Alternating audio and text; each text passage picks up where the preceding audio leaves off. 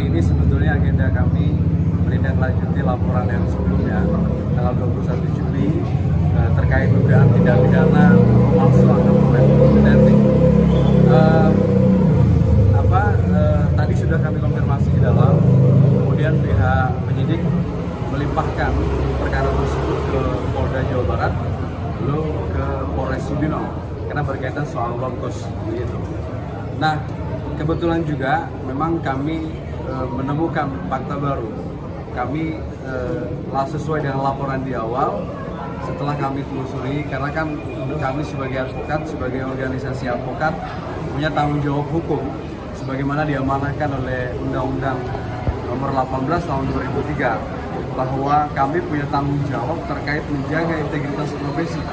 Oleh karenanya kami juga mencari tahu, memastikan juga bahwa seluruh anggota Perkumpulan Advokat Indonesia mereka telah memenuhi syarat sebagai advokat. Berangkat dari situ, akhirnya kami coba mengirim surat pada tanggal 23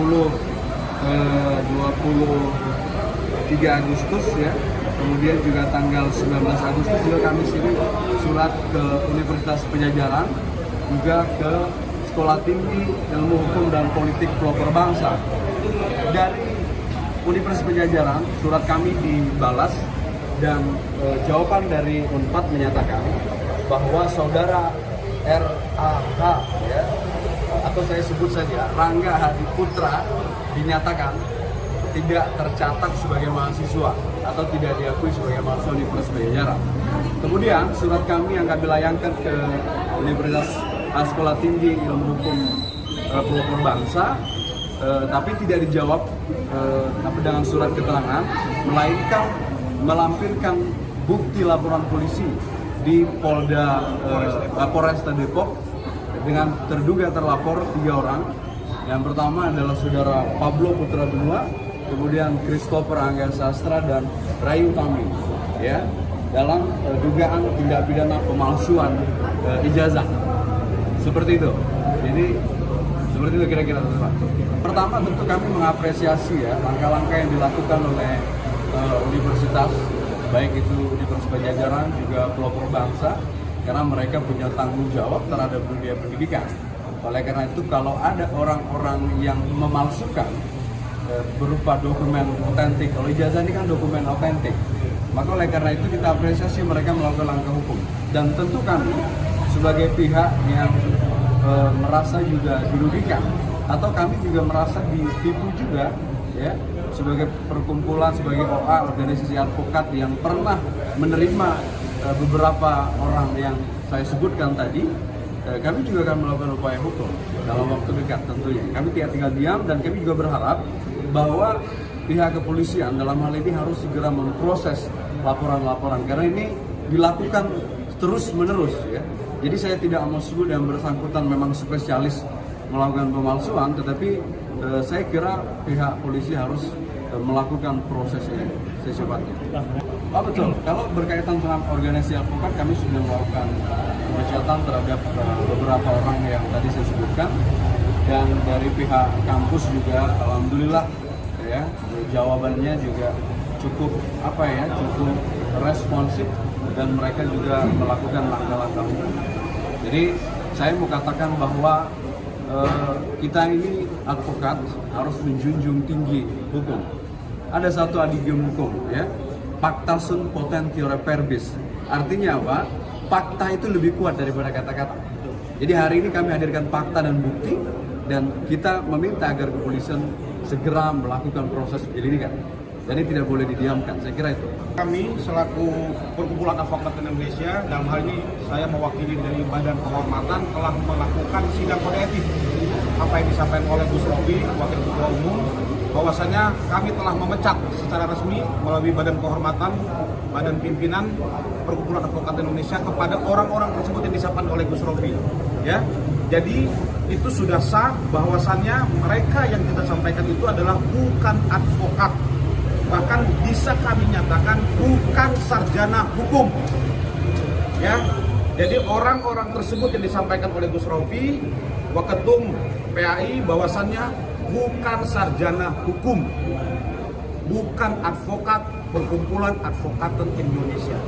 Jadi apabila ada orang-orang masyarakat yang merasa dirugikan, silahkan melakukan upaya hukum terkait orang-orang terkait, gitu ya. Kemudian upaya hukum yang kami lakukan di BPP PAI sudah kita laporkan di Polda Jabar, ya. Untuk atas nama yang tadi disampaikan oleh Gus Rofi, kita laporkan di Polda Jabar, ya, terkait 263, 264, 266, ya, pemalsuan ijazah otentik, ya. Strata 1 Fakultas Hukum, 1 di Universitas Pajajaran, 3 di Sekolah Tinggi Ilmu Hukum Politik Pelopor Bangsa Depok. Ditambah Sekolah Tinggi Ilmu Hukum Politik Pelopor Bangsa telah melakukan upaya hukum juga, ya, yang tadi disampaikan Gus Rofi, melakukan upaya pelaporan polisi di Polres Depok, ya. Jadi ini sudah banyak kita siapkan upaya hukum apapun untuk menjaga marwah kehormatan Perkumpulan Advokaten Indonesia. Tunjukkan ya laporan dari Warek 2, ya, Universitas atau Sekolah Tinggi Hukum dan Politik Pelopor Bangsa. Ini surat tanda penerima laporannya tanggal 29 Agustus 2025 di Polres Metro Depok. Jadi universitas sendiri yang membuat laporan. Nah, kalau untuk kemudian laporan kami terkait dengan Polda Jabar, saudara Rangga Hadi Putra, kami telah melaporkan di Polda Jawa Barat. Nah, ini laporan polisinya tanggal 28 Agustus tahun 2025. Gitu. Jadi jelas di sini. Oke, sudah betul laporan polisi dan sebenarnya masih ada kejutan lagi. Tapi step by step, bertahap ya. Kami kasih kejutan pelan-pelan tapi pasti. Sementara ini dulu. Dan mengejutkan bagi teman-teman wartawan. Sampai saat ini Secara personal kami tidak ada persoalan. Oke, secara pribadi saya juga sebetulnya tidak mengenal yang bersangkutan, tapi karena memang sempat bergabung di organisasi Perkumpulan Advokaten Indonesia, secara pribadi kami tidak ada masalah. Tapi kita bicara ini soal proses penegakan hukum. Jadi kita advokat ini jangan mau dimainkan, ya, jangan kita mau apa. Nah, sorry, ini saya perlihatkan ya, ijazahnya seperti ini. Nah, ini dari pelopor bangsa. Jadi teman-teman nanti bisa, ya, ini untuk saudara Pablo Putra Buna, kemudian ada Rayu Tami dan Christopher Angga Sastra. dan ini satu dari Fakultas Hukum Universitas Pajajaran, Bandung. Ya. Ijazah palsu. Nanti teman bisa cross check langsung ke pelopor bangsa. Dia tanyakan ke Warek, ya, kebetulan wakil rektornya yang melakukan laporan. Apa yang disampaikan rekan kami tadi itu semua benar adanya dan memang semua orang boleh ngecek. Bahkan dari penyidik pun telah ngecek ke sistem dikti. Ya, mungkin bapak media pun boleh ngecek sistem dikti. Sekarang nggak bisa dibohongin. Ya, apakah dia memang sarjana hukum? Kita hanya menghindarin jangan nanti ada malpraktek yang bukan pernah belajar hukum menangani perkara yang jelek namanya adalah organisasi. Sebenarnya itu. Makanya kita buat tertib administrasi. Boleh nanti bapak ngetik nama yang bersangkutan tadi disebut tadi di dikti. Jadi bukan kita yang bohong. Ya, ngetik namanya di dikti itu keluar. Dia dari mana? Asal usul dari mana?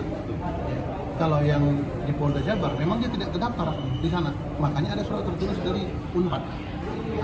Dari Sekolah Tinggi Ilmu Hukum Pelopor Bangsa yang di Depok, saya ada ketemu langsung sama Wareknya, mereka juga kaget. Dan tidak ada historical sebagai mahasiswa di situ menurut pengakuan Wareknya. Kalau masalah yang lain saya tidak tahu.